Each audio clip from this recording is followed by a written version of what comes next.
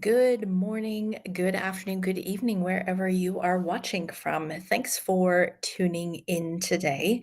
We are going to have a little fun today with some Canada, US trivia questions, if you will. We do have a couple of travel items to go over first, though. And apologies if you watched last week's on the replay because I totally forgot to update the timeline, which I'm going to put in today's down below.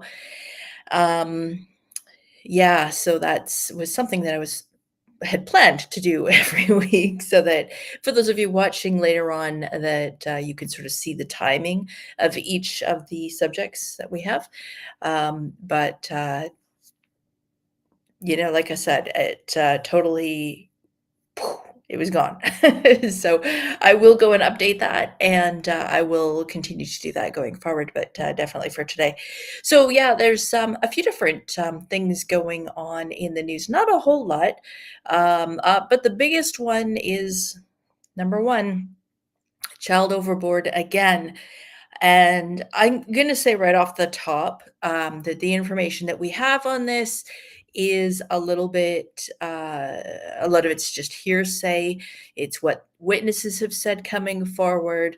And so it's all third party. We're never really going to know the truth. But the gist of it is there was a Disney cruise where a child went overboard. This happened on, I want to say it was on Sunday. Wasn't very long ago. I should have had this. Yeah, Sunday. Basically, what you'll hear in all the headlines is a child fell overboard, father jumped in the water afterwards, and please, it's absolutely not recommended. I understand, heat of the moment and all that, but basically, uh, good risk of serious injury. And also, you're just adding one more person for them to rescue. But anyways, so father was hailed as a hero because he did go in and save his child. You've got to say, really, Disney should be in the headlines and being hailed as the heroes here, because the emergency lifeboats were deployed instantly, based on witness accounts, and they were able to rescue them. They had them, I believe it was within 45 minutes from reports of man overboard. Of course, they have cameras everywhere. And like I've spoken before, when we did the Explora Journeys,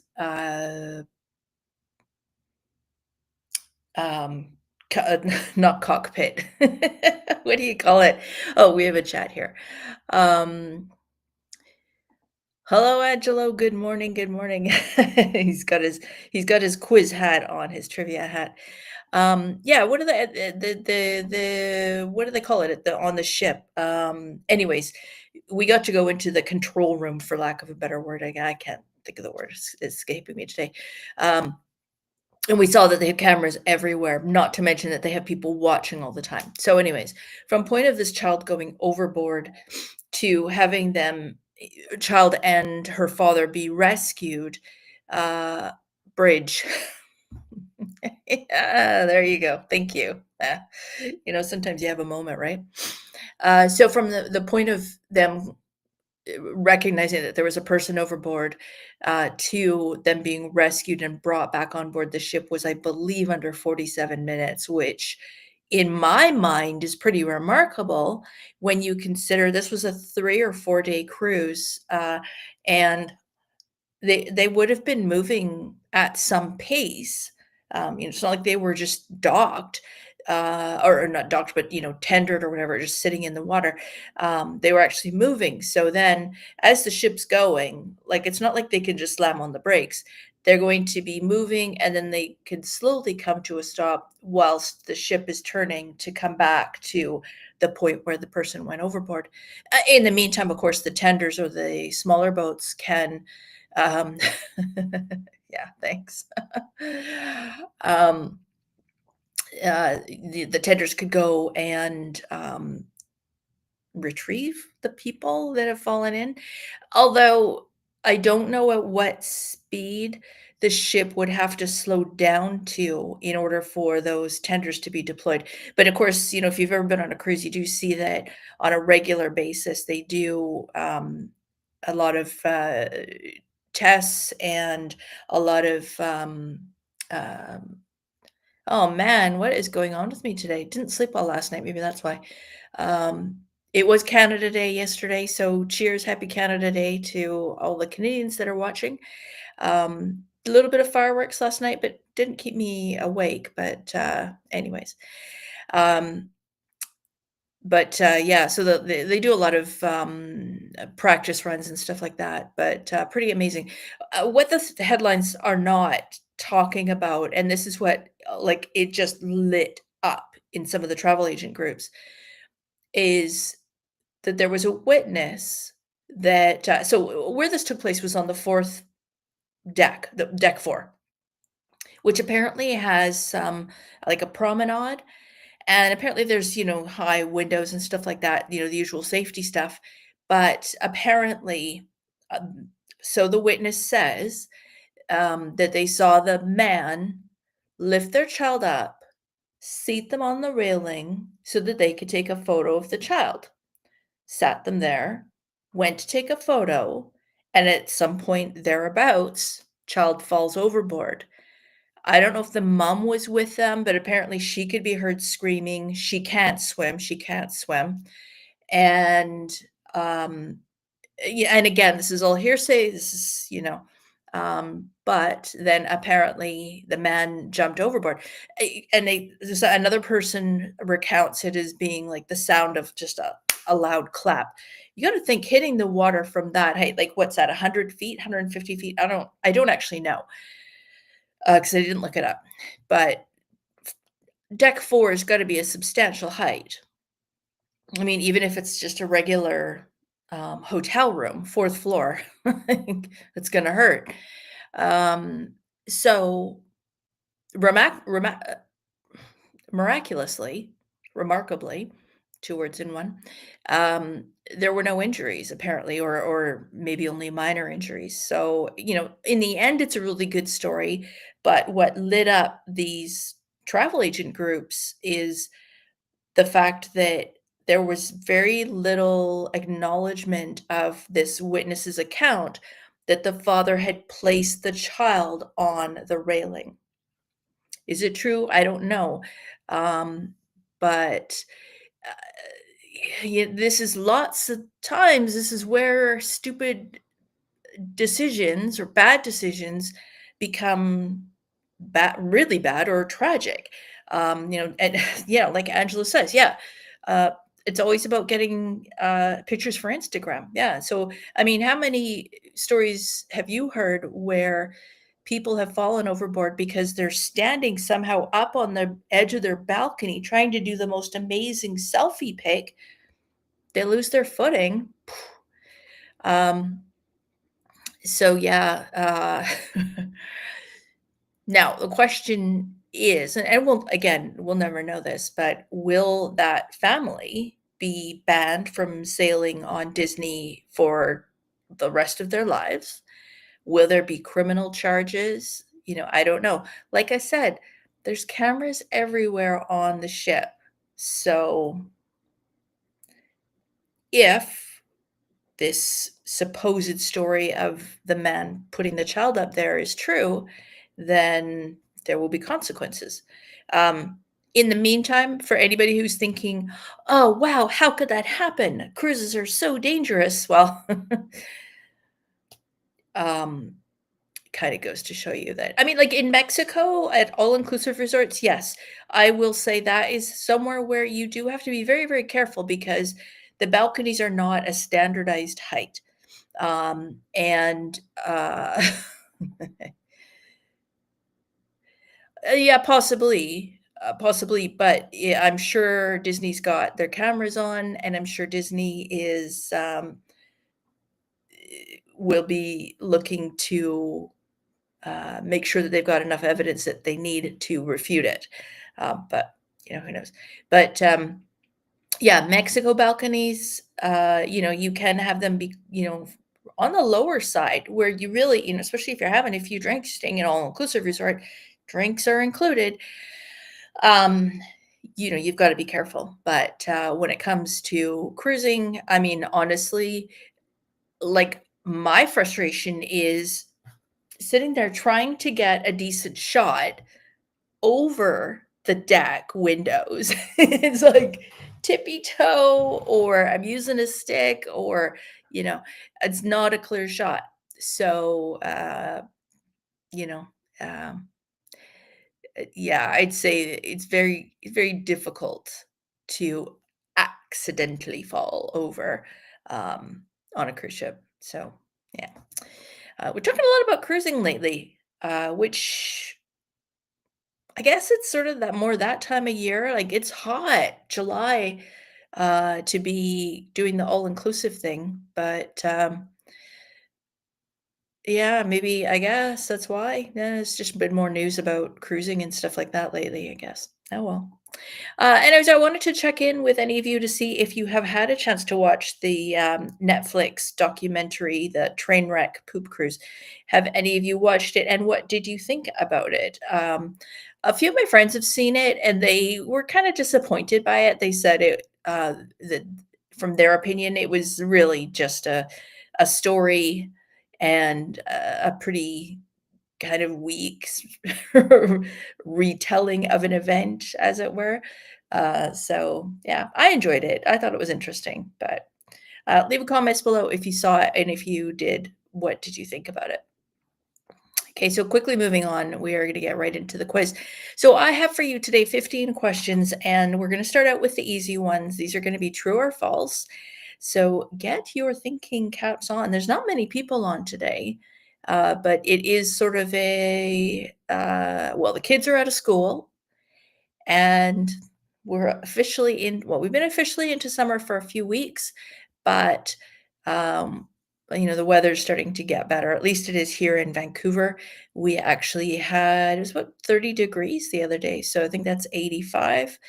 And yeah, so it's quite warm and nice for sure. Oh, Angela hasn't seen it. Oh well, lots of time, lots of time. So yeah, let's go ahead and get started. And we'll see how we go. So I'm gonna run this, so no matter what, if you are watching later on, you can still tally up your scores. Grab a piece of paper, grab a pen, and write down your answers and keep score. And jot down your score in the comments below. We'll see who does the best. Angelo usually scores very, very high, but I've put some tricky ones in there. So we'll see if we can throw him a couple of curveballs, and see if we can get him or not. So let's go ahead and get started. So number one, true or false? And this was an interesting fact that I didn't even know. True or false? Canada is the largest exporter of oil to the United States. So true or false that Canada is the largest exporter of oil to the United States? Is it Canada? Is it somebody else? Is it somebody that you have never thought of as the largest, yeah, exporter, that they import the most majority of oil imported into the United States is from this one particular country? So leave your answers below. Um, oh, yeah, yeah. Yeah, exactly. Yeah, you guys have well, we just came off of a long weekend, because although technically our holiday was on Tuesday, July 1st, a lot of people took Monday off. Like, the roads, the highways for rush hour were like, "Where is everybody?" Which was quite nice because I had to drive in it. And then saying, yeah, people are leaving early for the 4th of July. Yeah. Oh, Angelo says true. Then how many? We've got two other people watching. One of them might be Dean, watching from his phone, but not participating. Hard to say. So and I don't have an answer page. I guess I could have done something like that. Anyways, the answer is true. It is true. Canada is the largest exporter of oil to the United States with apparently almost 1,000,000 barrels. And this is largely going to southern USA, which, I mean, I know we have a lot of oil. I know it's not great oil. Uh, Not something I know clearly much about. But anyways, there you have it. Question number 1. Okay, moving on to question number 2. Heinz ketchup is now only produced in the USA. So that was a pretty big deal a few years ago. Heinz ketchup was originally, I think, manufactured both in Canada and the US. And then on the Canadian side, they were importing tomatoes from the US to put into the ketchup to be bottled in Canada. And that was like probably 10 years ago. And that caused a pretty big like woo woo. So yeah, that was a thing. So then there was a whole like now you don't buy Heinz, you buy French's ketchup. So French's, which hadn't really had a stronghold on the ketchup um, uh, market, uh, they actually gained huge ground in Canada for that. Um, so true or false? Heinz ketchup is now only produced in the USA. And I'm just going to wait for Angelo to answer because, yeah, there's only a couple people on. And then the rest of you can just catch up when you're watching later on. Angelo might be driving or something naughty like that. All right, I'm going to go ahead and give the answer. And the answer is false.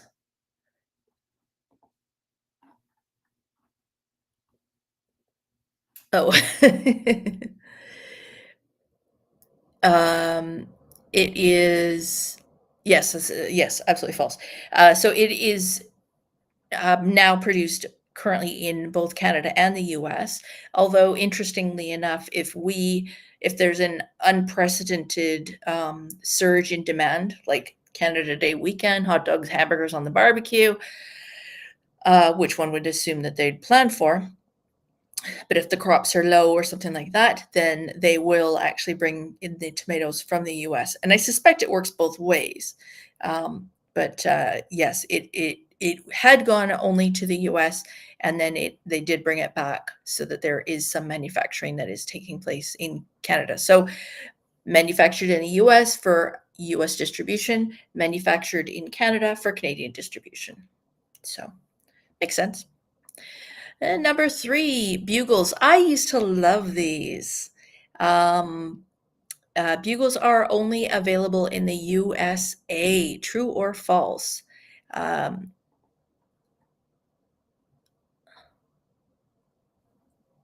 oh, this would never drive and chat at the same time. That may or may not be true. Oh, unless you drive between different state borders. Yeah, so obviously, I'm guessing when you're driving in the States, you can use your phone. Here in British Columbia, the fine is I think it's about $300 right off the top. And then you get a whole bunch of points added to your driver's license. So when you renew your car insurance every year, you have to pay extra. And so basically, over the course of the 3 years it takes to get the points removed, so over the course of 3 years, if you're caught using your phone, picking it up, touching it, phoning, texting, responding, anything, it basically is the equivalent of about $500, 450 to $500. And if you do it twice in 1 year and you are caught, then it works out. It's basically double that. And then beyond that, you start to like potentially lose your license. So yeah, it's a pretty big deal up here. Bugles are only available in the US. Angela says false. And I should have given that some context, meaning to say versus Canada and the US. Angelo is saying false, and I'm sorry, Angelo, but that one is unfortunately true.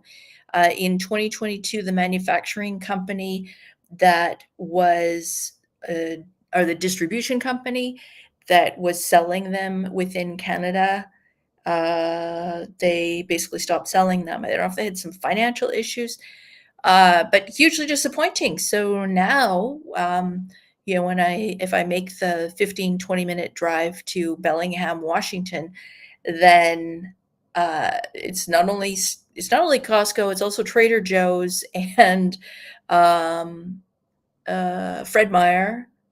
Yeah, all the big ones, as well as there's some booze shop, which it's always nice to pick up, pick up one of these kind of coolers, one of these kind of ciders. But you guys have some like awesome flavors of drinks down there. So yeah, really unique stuff that we have, like Growers apple cider, peach flavor. Yeah, gets pretty boring. But yeah, so yeah, only Bugle's only available in the US. So sad. Number 3, dill pickle chips. Oh, actually, I have an example. Dill pickle chips. Are these only available in Canada? We know that the all-dressed flavors and the I might have one of those other ones in here, but all dressed, and I think there's a few others. Cheesy's absolute best creation ever, snack wise. MechTech reminded me the other day.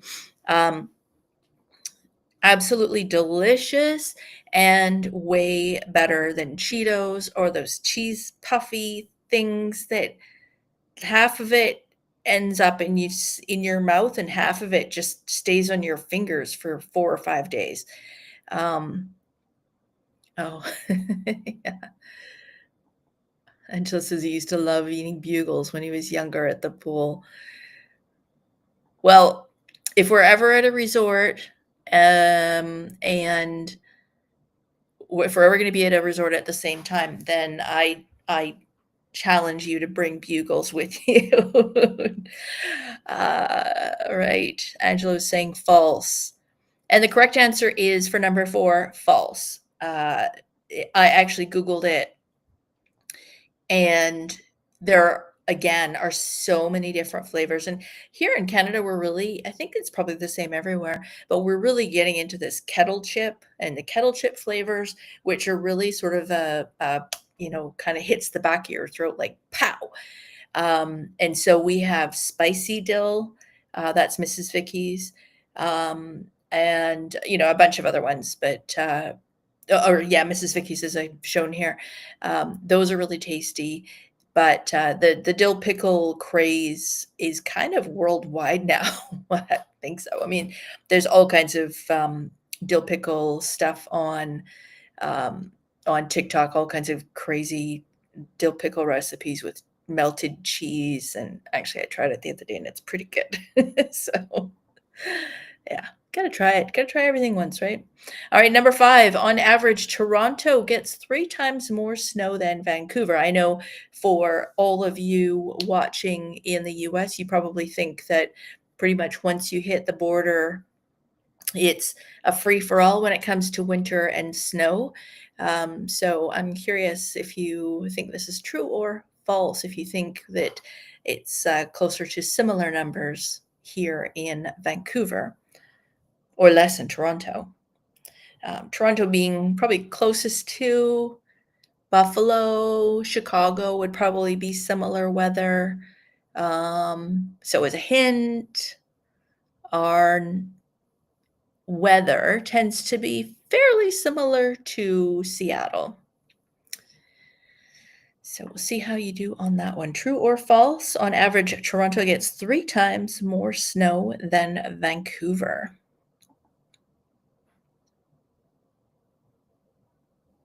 And no Googling, by the way. I should have said this right at the beginning, but I think I don't think any of you would do that. And you gotta, you gotta just wing it and give it your best shot on what your gut's telling you.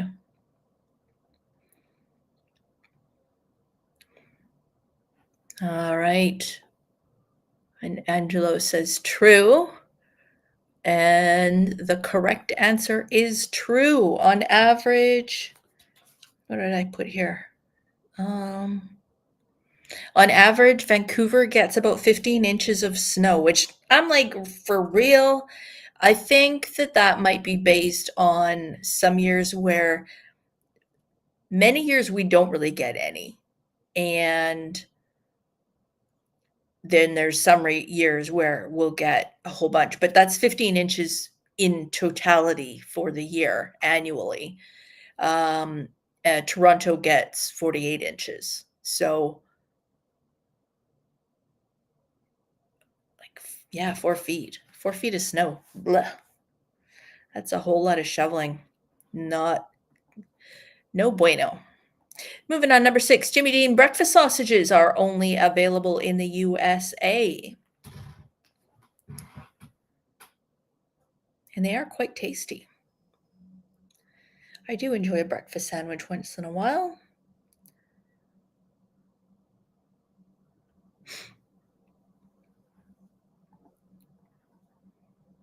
These are probably fairly easy.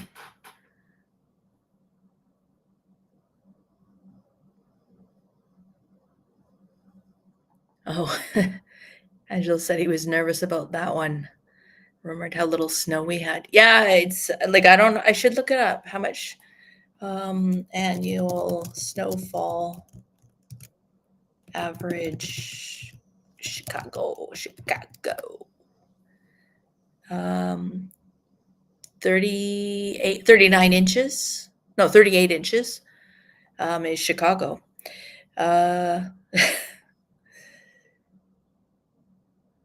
Angelo says number 6 is true. Marka. Yep. Unfortunately, it is true. We can get maple leaf breakfast sausages. We used to have another kind, which were Johnsonville, which were really, really good and quite tasty.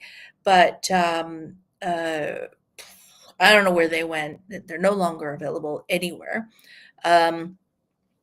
I will say, like, I haven't had a McDonald's Egg McMuffin in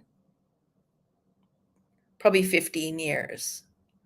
And prior to that was probably another 10 years before that. So it shows you my age, ish. But I will say that Tim Hortons, which is our sort of big national chain, they by far and away have a better breakfast sandwich. I mean, it's still all chemical crap and, like, not great ingredients and stuff, but their breakfast, the breakfast sausages, they actually have like a little kick to them, a little bit of spice.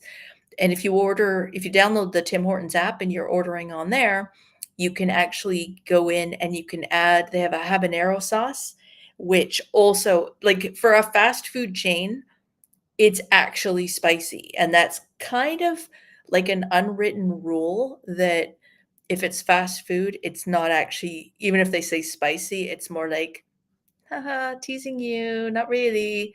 But yeah, the habanero sauce has got a good kick. And the sausage patties are nice. They've got a little bit of chili in them. But yeah, again, Jimmy Dean, that's a Costco Bellingham trip for me. Number 7, Canada has 2 official languages and USA has no official language. Officially. True or false on that one?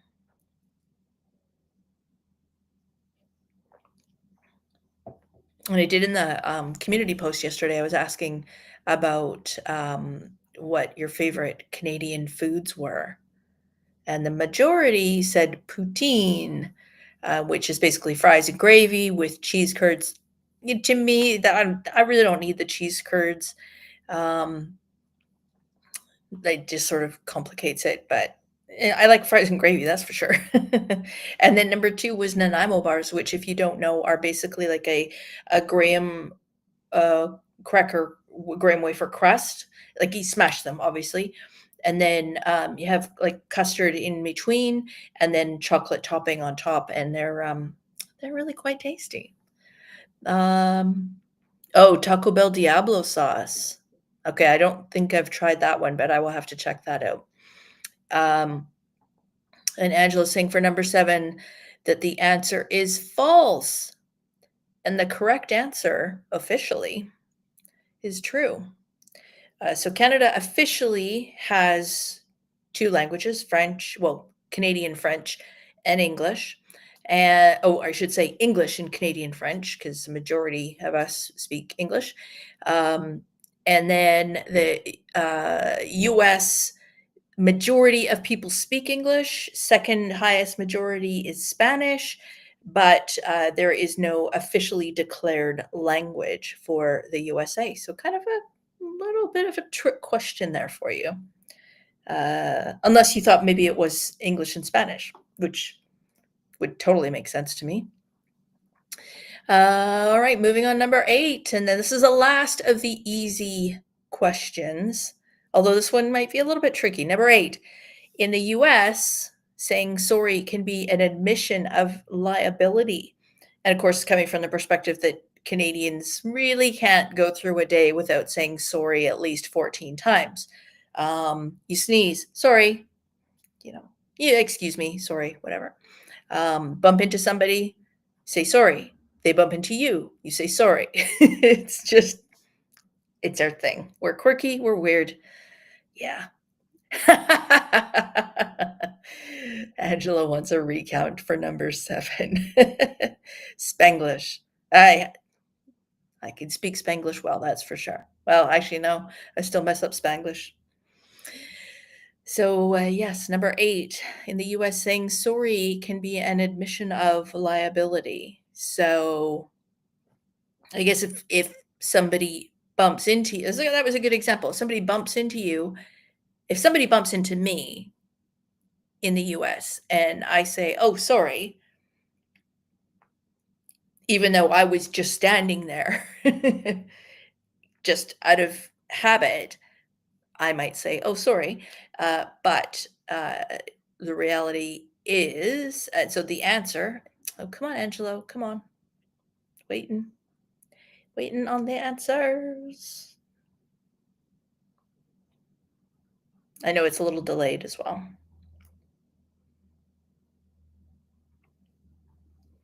And I have an interesting answer on this one, or little factoid to share with you on that. Where's number 8? It's interesting putting these together as well. Kind of learn a lot as you go. Okay, so Angelo is saying false. So the correct answer is actually true in certain states.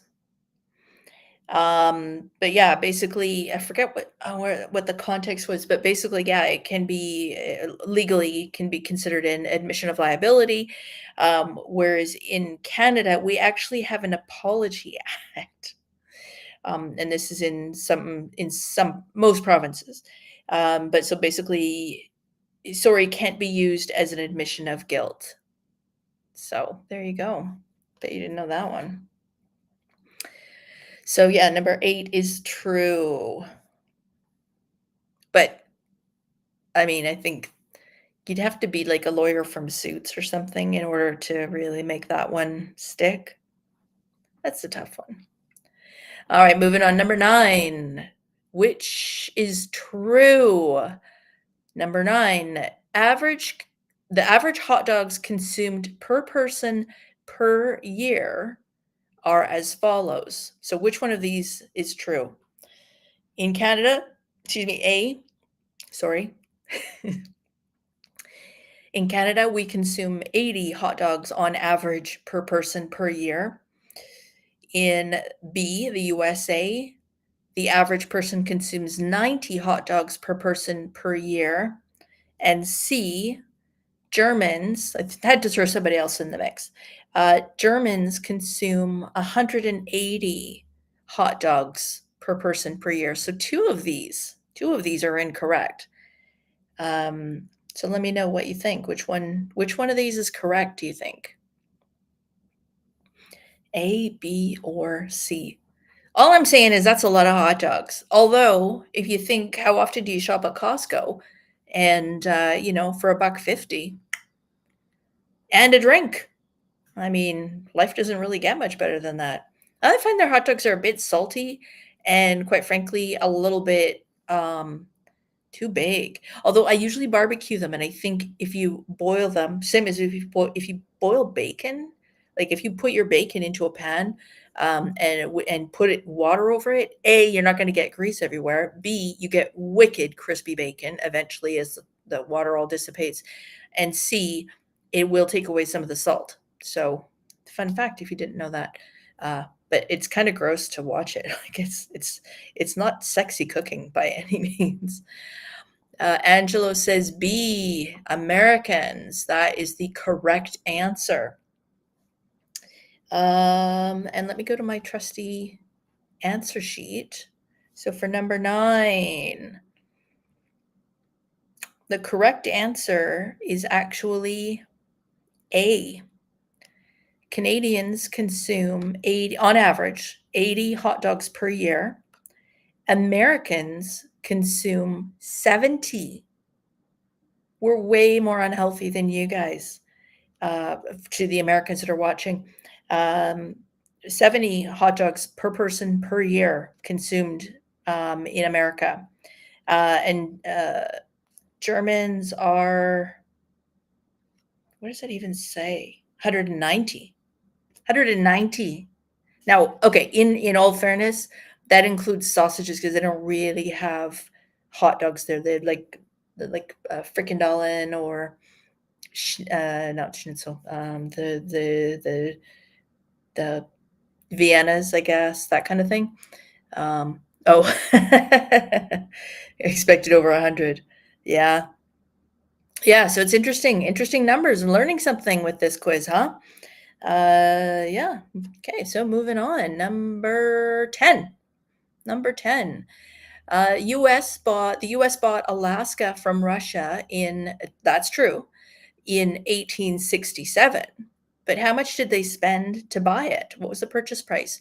A, 4.9 million, B, 7.2 million, or C, $14.7 million for little old Alaska. 1867, many years ago.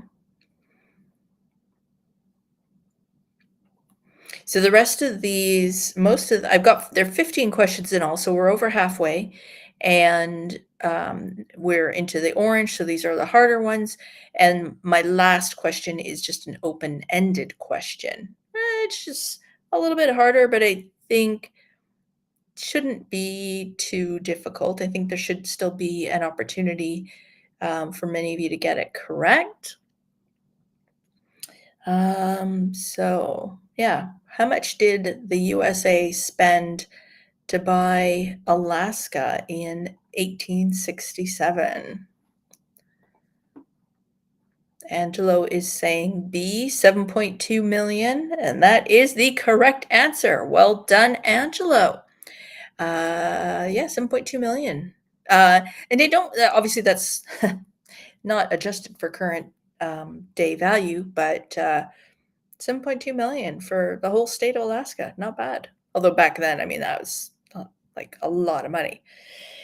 All right, moving on to number 11. What percentage of Americans do not wear shoes inside their home? I thought this was, again, really interesting. And I think a lot of it is going to depend on, oh, hey, Christine. So that was the last question. What did you say? 4.9. Close. Yeah, it was 7.2 was the correct answer. But thanks for joining in. If you haven't already got all of your, if you haven't been around for all the rest of the questions, you can watch it on the replay. And then I'd love to see what your answer is down below. Like I said, Angelo, I think the last time we did a trivia quiz, Angelo came out did really well. but I know he's missed a couple. I got a couple of tricky questions for that. So yeah. The real question is how much we will pay for Greenland. Oh yeah, we're not going there. Okay, so for number 11, what percentage of Americans do not wear their shoes inside their home? Christine is saying C. Angela, you haven't thrown your number up there yet. What question is 11?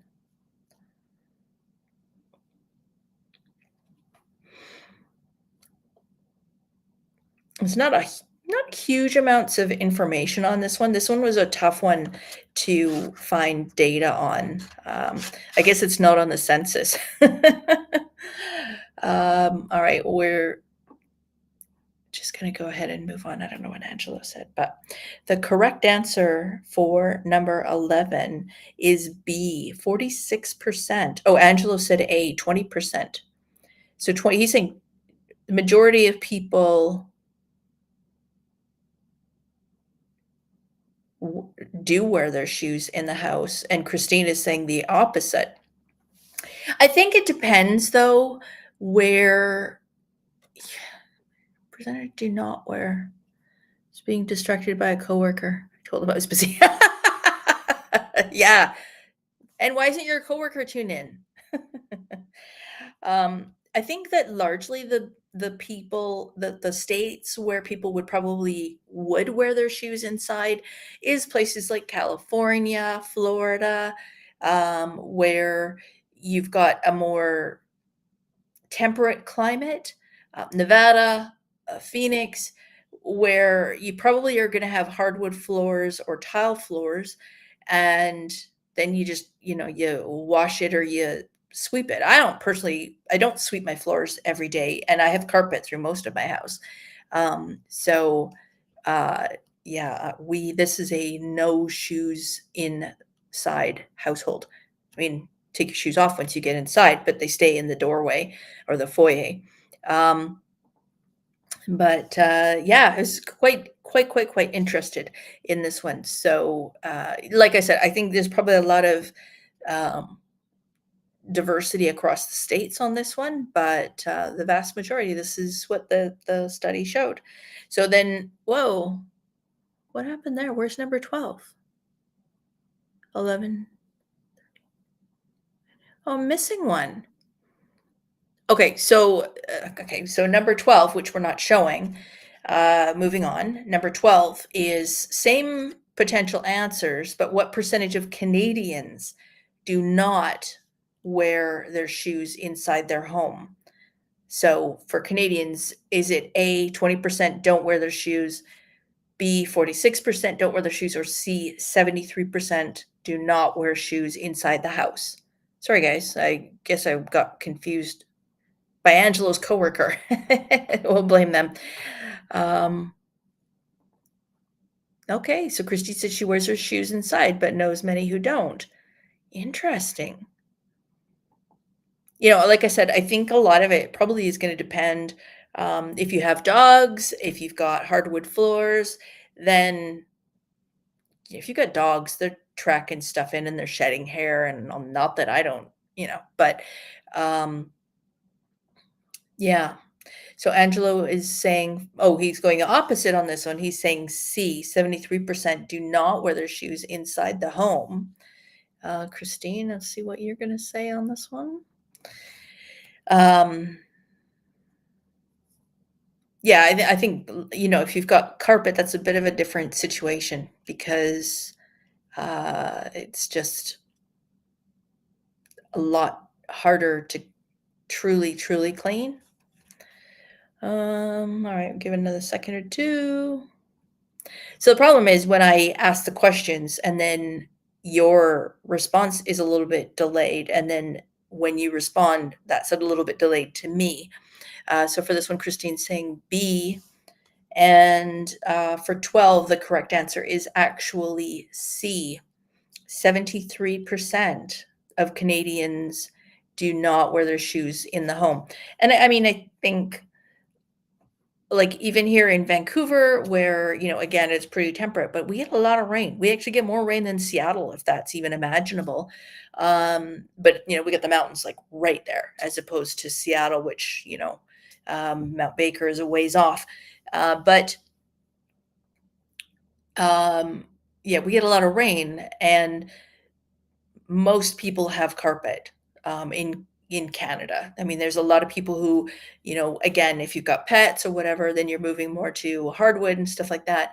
But again, the vast majority, it's carpet, and that's just a temperature thing. Like it's warmer in your home to have carpet, unless you get tile with underfloor heating, which I have, and I've used like 3 times in 15 years, but only in my kitchen. But that makes sense, right? You're not gonna have carpet in your kitchen. I mean, imagine how gross that would be. Yeah, can you imagine cooking fries or bacon, cooking bacon on the stove with carpet? No, nope, nope, nope, nope. Okay, moving on, number 13, because we do have that cue. 13 over here. Okay, what is the average income in America? Is it 54,000, 66,000, or 80,000?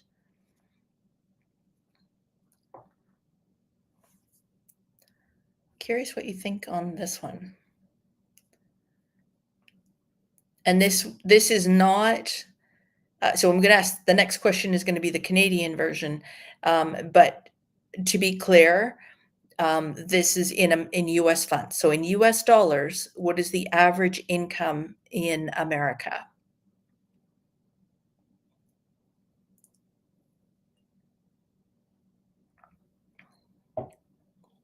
Not the median, right? So the average. So if you take all the income of everybody in the whole country and divide it by the number of people, there's your average. Median is just whoever's in the middle. Like if you've got 10 people and you got 6 of them making 100,000, the median is going to be 100,000, because the median number, the middle number, is 5.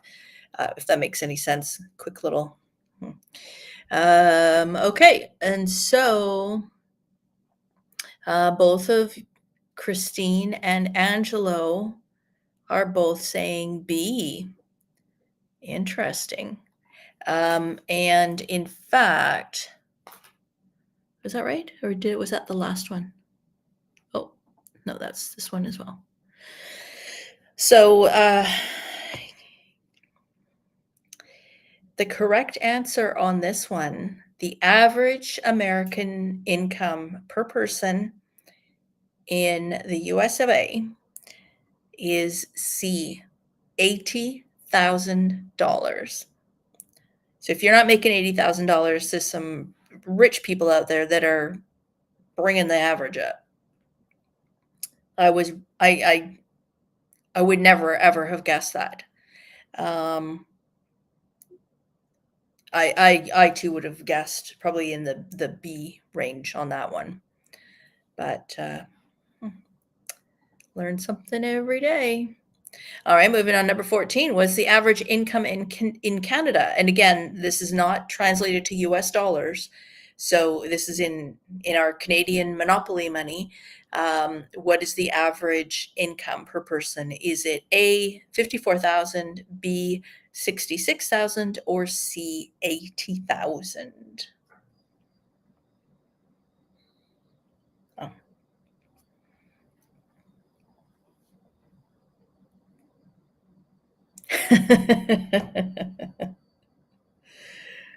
Yeah, don't we all?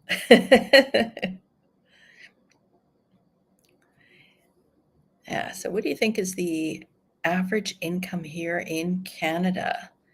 Angelo's, oh, he's going neutral. He's saying B again. Which, when you think about it, right? So assuming that was correct, and then if you take, so Americans are making 80,000 a year on average. Like this is all averaging out, right?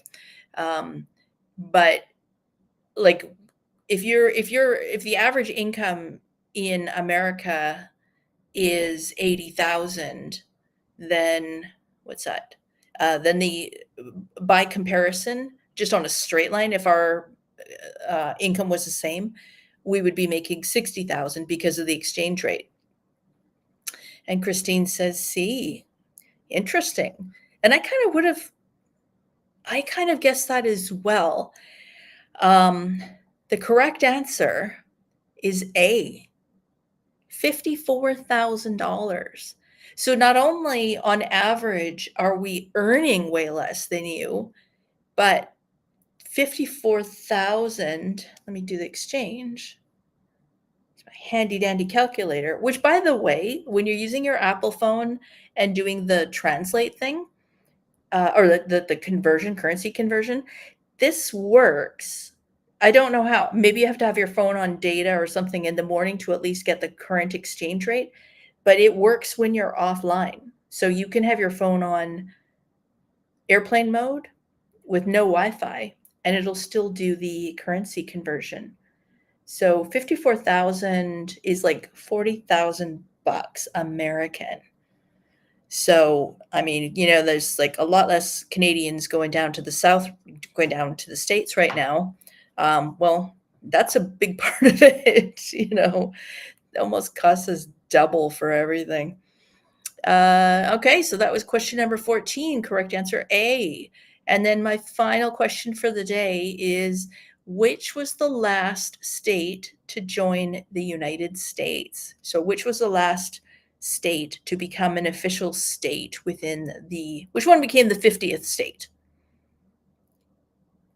So just an open-ended question to you on that one.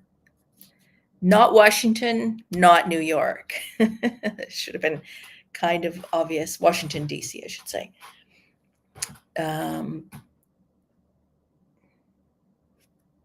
So yeah, open-ended question there.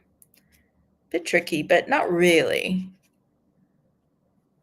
If you're like completely blocked on this one, then it's going to be one of those ones where I say the answer, you're going to go, oh, yeah. I'll give you a few more minutes, a few more seconds to put your answers in. Okay. First answer is Angelo. He's saying Hawaii. And Christine said Hawaii as well. And you would both be correct. So yes, Hawaii was the 50th state to join the U.S., closely preceded by Alaska, who became, so this was August 21st of 1959. Hawaii became the 50th state of America. And on July 3rd of that same year, January 3rd, so 8 months ahead of time, Alaska joined and became officially the 49th state to join the United States of America.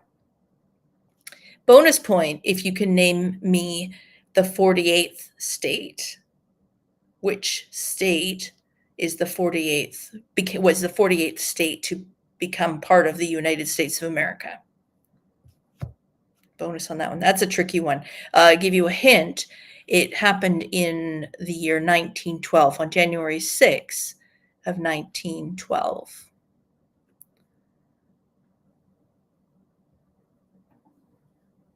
Oh, haha.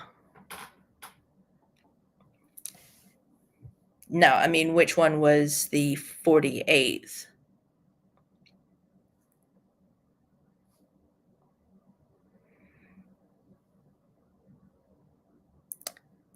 So we'll see if we have any answers on that one.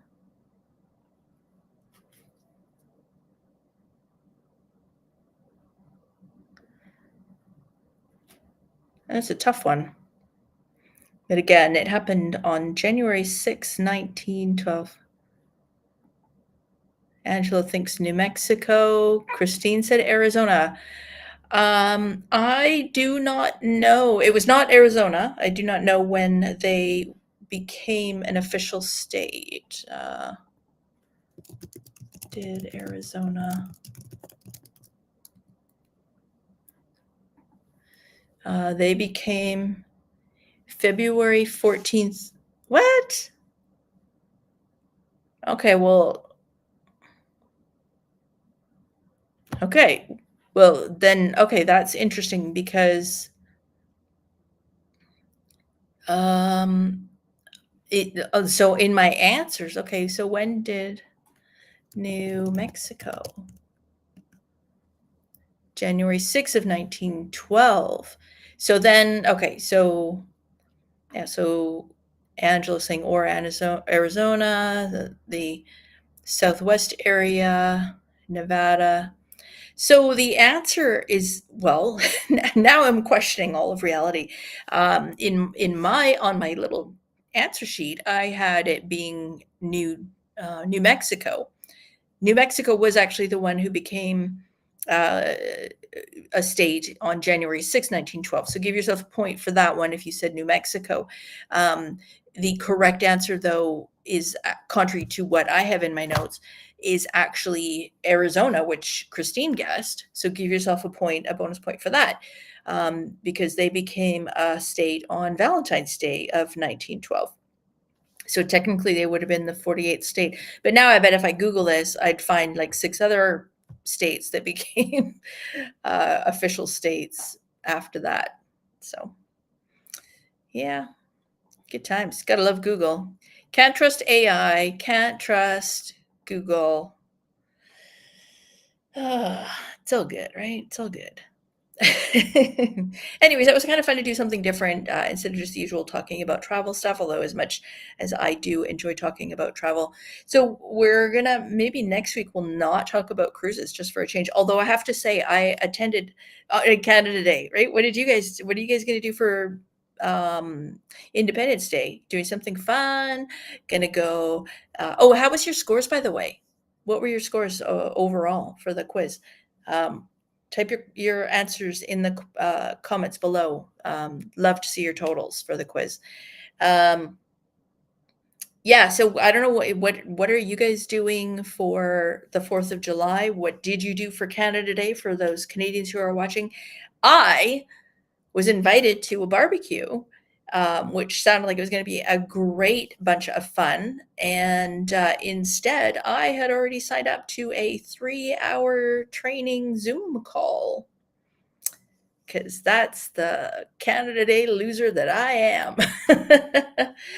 Yeah, and it started at 3 o'clock and went right through till 6 o'clock. It was very informative. It was on Virgin Voyages. Extremely interesting. So, Dee Dee the dog, I know, has been on at least a couple of Virgin cruises.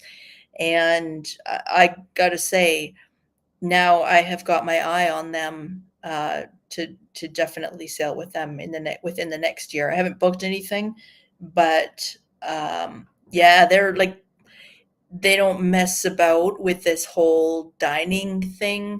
Like, when you go to Holland America, Princess, uh, Carnival, and he's like they've all got the specialty dining, and that's not included with Virgin. I mean, they've got like fancy menus. They've got a chef's table thing. It's all included. Your basic drinks, coffee, tea, pop, soda, whatever you want to call it, juices, water, all included. Yeah, so it's an interesting approach, that's for sure. Um, Room service is included.